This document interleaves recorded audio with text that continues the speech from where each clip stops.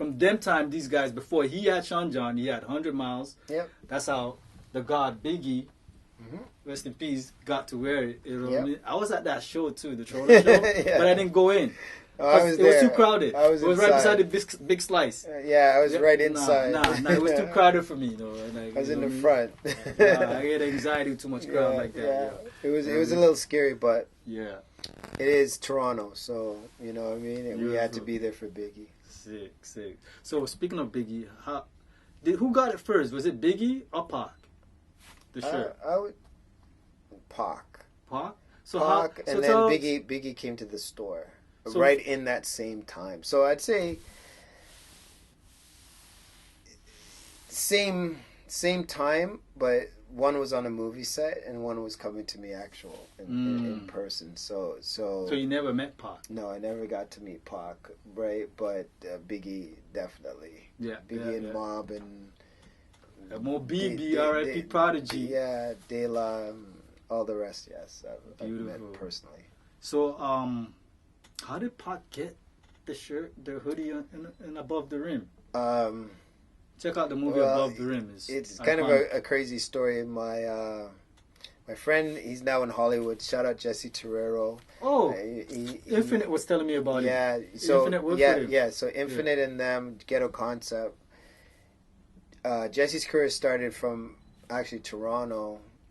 Shooting their first music video. Peace to Infinite, Get a Concept. Yeah, shout out Dolo, Quadro. Yep. And basically, they came up from New York. One of them got arrested on the way up because of parking tickets. They begged me some merch and like, gee, hook us up. And I was like, are you kidding me? I gotta pay my rent. And so I told them each take one piece of clothing and don't return to my store. So when they got back to New York, they contacted me to tell me send them some more free stuff, and I was like, "Are you kidding me?"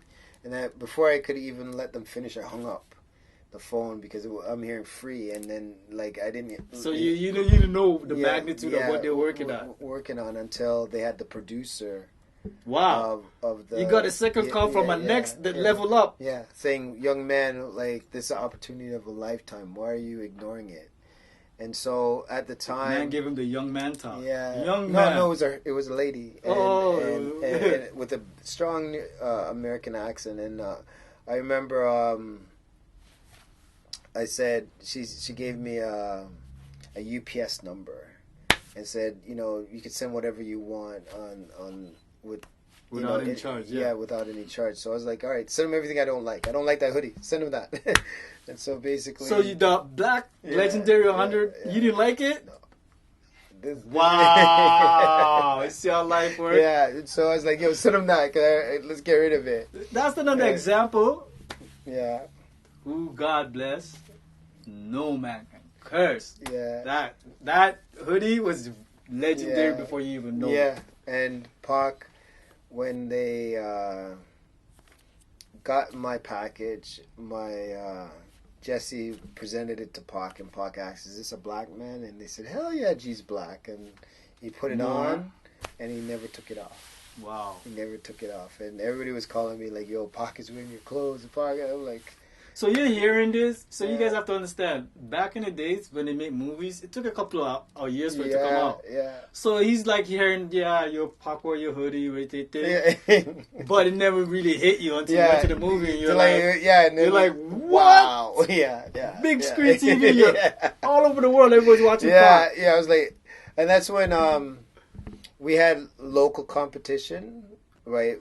And I wouldn't even want to say local competition, but there was another brand, and just because we were both black. What brand is this? No name. Not the one with the 2 in it. Yeah. The one with the 2 in it? Yeah, there's maybe 2 or 3 of them in it. But, okay. But at the time, we were rivals because of the way the city was set up. And well, they're pitting you guys against each other. Right. No, everybody could live, yo. Everybody could live, yo. It's a big world out there. And so when Pac wore us, that's when we said, you know what, we've just reached a plateau, whereas that competition's dead. You know what I mean? Because that now you're competing against yourself. Yeah, we've done something now where we put ourselves in a totally different room and bracket from the rest, and so we just more or less started focusing on the brand and less on other, like watching what other people were doing or listening to compete. Or competing with anybody, and that in itself was a blessing. And that's key, ladies and gentlemen. In this life, don't watch the competition. Yeah. It's you. You're trying to beat your record. You know what I'm saying? It's your record. You're trying to outbest yourself. And everything else will fall in place. Real talk. You know what I mean? Everything else will fall in place. So what about Biggie? How did Biggie get a hold of the headband? So Biggie came to the store. So he actually walked into forward and was like, yo, bring me to the 100 Mile store. Yeah, and so the person, it's kind of a crazy story, that was with him was with the competition and didn't want Biggie to come to our store and was doing everything in their power to persuade him to not let him come to the store. So Biggie left them and found our store on his own and said that when he came to the store, he goes, that's sick. That's how you... This guy didn't want to take us to the store, G. He blew it up on them. Yeah, he blew it up, and I'm looking at the guy at my door, and the guy's looking like pissed that he has to be at my store now.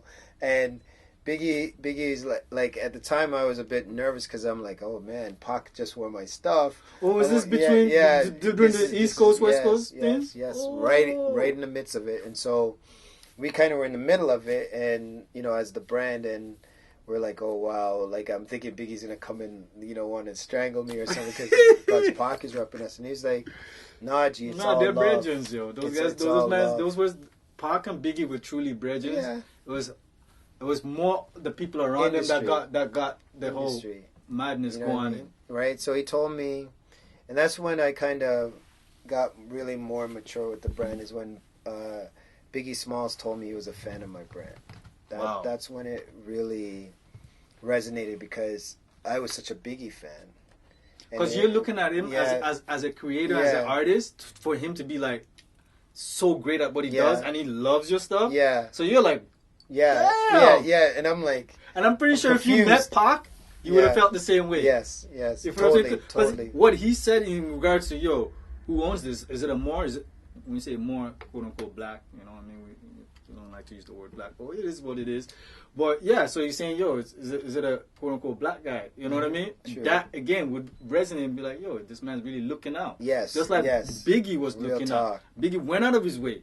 Yes. Pac never took off the shirt. Never took off and the shirt. And that's a real thing to do back then, where when you show love, you show love. Yeah, it was real. It was a lot realer. It was unfiltered. Yeah, very unfiltered and very real. The culture was very much the culture, and so with Biggie coming, he signed our wall at the time, and just let me know he was a fan, and that was the very first person ever. When you moved, did you rip out the wall? Where you signed it? I would have ripped out the wall, fam. That wall would be here, right? That or in a picture frame. Wish, right? By the way, you need a documentary. Yeah, you know thank you. Like all the stories, while the documentary is going in and you're telling the stories, just have cartoon recreation of it. True. Because you can't have the people, so you just have cartoons. With Kid and Play everybody. Trust me. It'll look sick. From that, like, for him to tell me, like, fan, and I was like, you're Biggie and you're telling me you're a fan of me, and he's like, for real, G, like, I really love like your stuff, and only celebrities wear your stuff, and that's when I really got more in tune and tried to mature myself as being this brand owner, you know what I mean, and being, so that's when it really hit you that you're onto something. Yeah, that's when it really hit me. Like you got to go ahead from Kid and Play to say, you know what, your stuff is ill, but then to have Biggie, a man like Biggie to be like, and Pac be like, what do you mean? I'll rock the.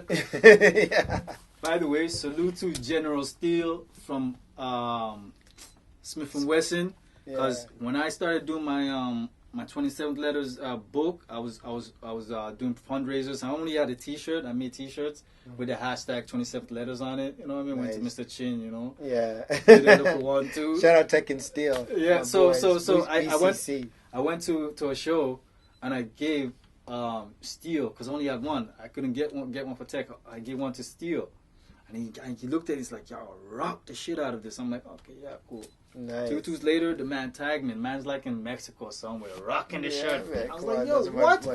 I'm like, yo, salute to General Steel, man. Yo. Like, shout man, yo, you already know. When we were here, I missed them. You know what I mean? I had to go see my people, so I had to see them. I missed the show. I wanted to chef up because I know, he's a food connoisseur. I wanted to chef up for the man, but next time, General Steel, when you forward, you already know. You know what I mean?